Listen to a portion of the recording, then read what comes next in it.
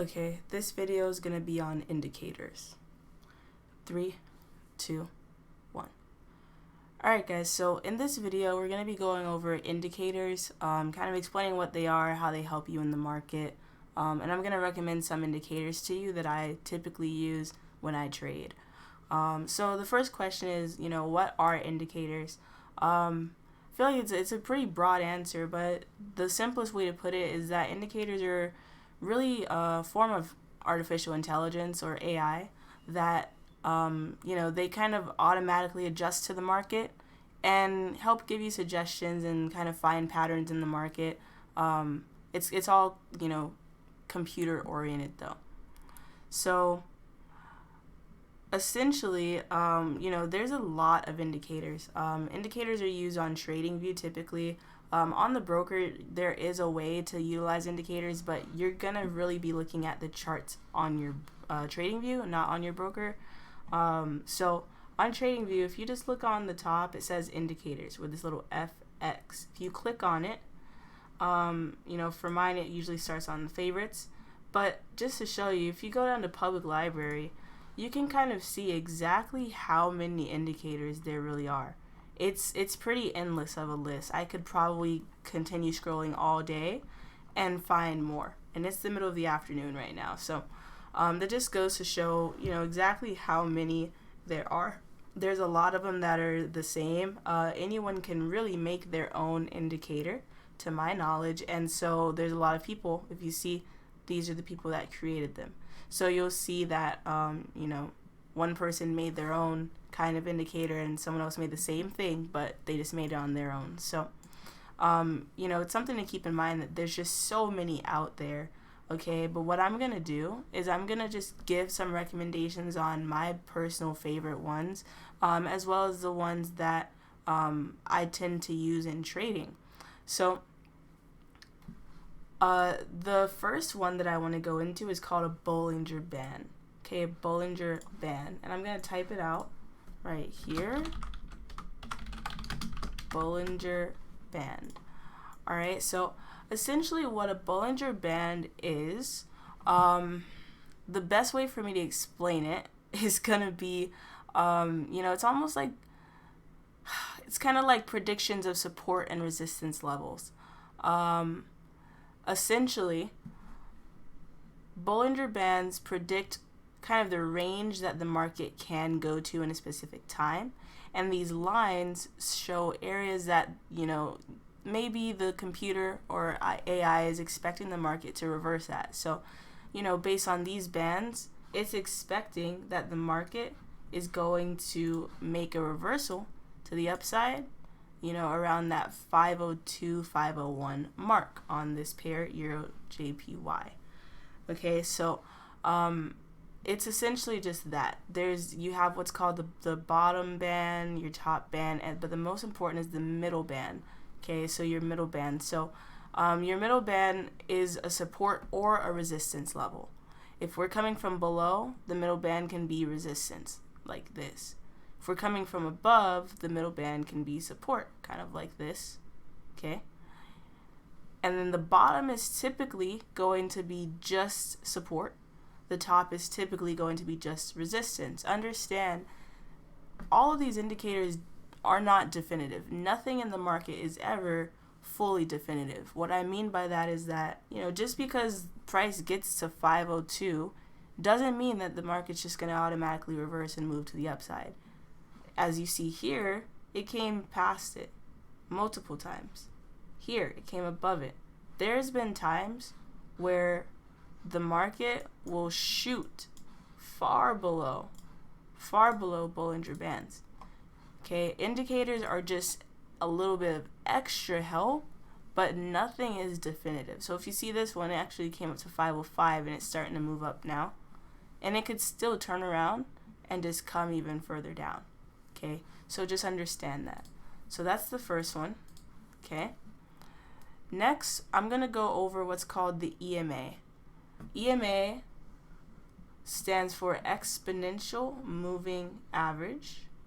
Okay, or moving average exponential, whichever. But the EMA is essentially it's just like the Bollinger Band. It's support and resistance lines, but it's just one support and resistance line. Okay, and it's I like to just call it as a moving support and resistance. So you have your levels of support resistance. For example, this is going to be resistance. An EMA, the way that I kind of process an EMA, because everyone's perceptions is different, as long as you're using it the right way is really what matters. But from my perception of it, right, an EMA acts as a moving support and resistance. If we move below the EMA, we can expect that the market's going to be bearish or moving in a downward momentum, right? Not falling completely off, but just that we're going to be moving downward, kind of similar to this here. When we cross below, when we cross below the EMA at this point, we started to just kind of move downward. Even now, we're still not at a higher high, okay? We're still not at a higher high. If anything, we came right even to the point in which we initially crossed down, and then we dropped off again, right? So, a lot of different ways to look at it, but, once we got below it, as you saw, this became resistance, okay? We crossed above it here, and this became support. So I just see it as a moving support and resistance, all right? So after that, there's one called binary tendencies, all right? So binary tendencies are these lines, and it's also just support and resistance. So if you can kind of get the idea, trading has a lot to do. It's really just got a lot to do with support, resistance, reversals, okay? So reversals are just, it's going one way, it goes the other way. And you see how these lines are basically trying to tell us, this is where it should reverse. Okay, this is where it should reverse. Now here, now here, now here, right? So essentially, that's all these lines are. They automatically come up and they give you points in which to say, okay, if it gets this level, it's probably going to reverse. All right, now, if you see, we've got these red and green, and then we have these purple lines. So these purple lines are just kind of stronger levels. So it says, okay, if we break past this one, for example, if we go red and we break past, this is a stronger level to look for it to push off. That's essentially what it's saying. Okay, so this is like the first level. This is kind of like that second line of defense in a way. That's essentially what you're looking at when you're looking at the binary tendencies indicator. All right.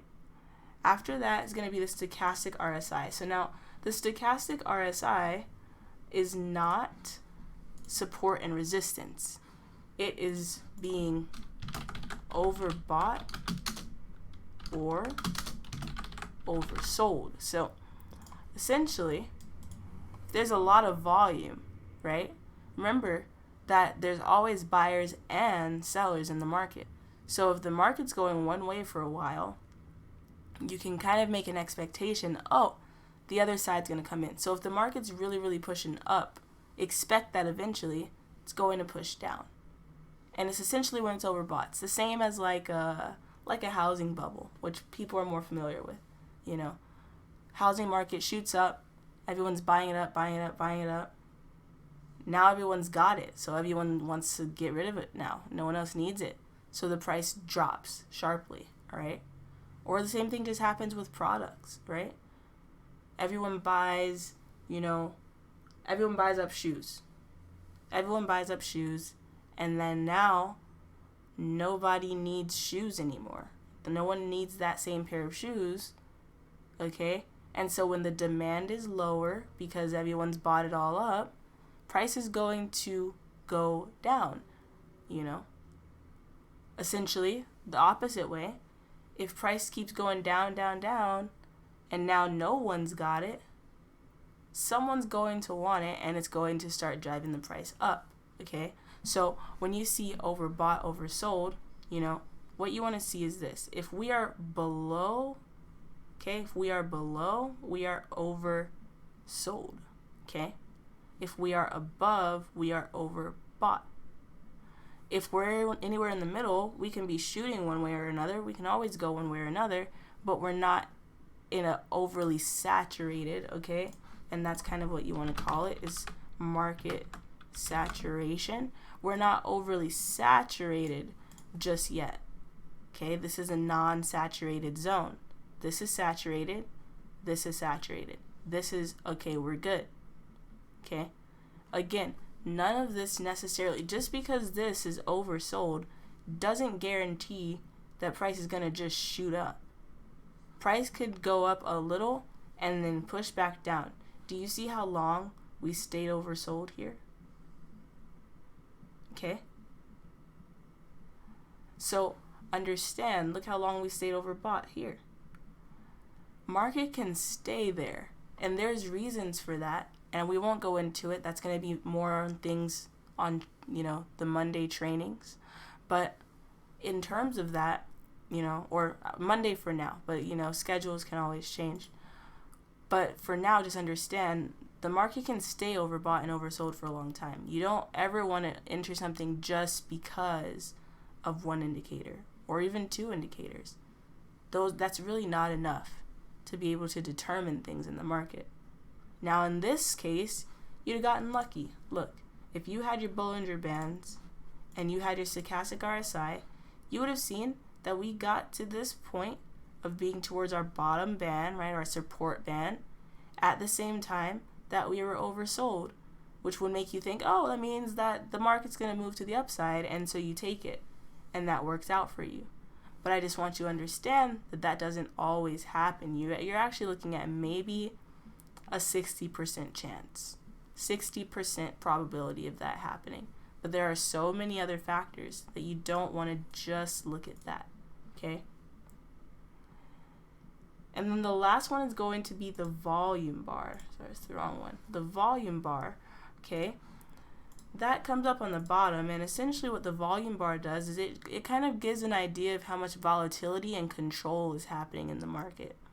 So if you can see, like, hey, in this point, you see this long green, right? Or let's even say from this point to this point, maybe I should do a vertical line instead, okay? From here until even here, right? Even longer if you'd like. You can say buyers had control of the market for sure. Why can you say that?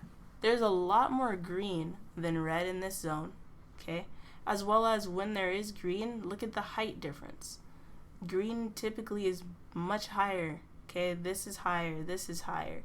These two, the only ones that are relatively high. Okay, but all the other ones, like, green is beating it out, right? Green is representing the buyers, red is representing the sellers. So the volume bar just kind of gives you an idea of who is in control of the markets. So you can combine all these different things together, get better ideas of how to enter or when to enter your trades, what you want to enter. Do you want to buy? Do you want to sell, right? Just gives you a better idea of that. Like I said, you don't want to only use one indicator or two indicators. Even three may not cut it, right? There's always going to be, there's always going to be such thing as a better analysis, but essentially you just don't want to rely on just one. Okay, these are all assistants for your trades, but they are not the defining factors, and it should never be. All right, so that's it for this video, and I'll see you guys on the next one.